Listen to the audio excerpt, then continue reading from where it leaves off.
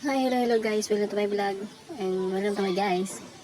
So panibagong vlog na natin yan guys, and ito na, let's go.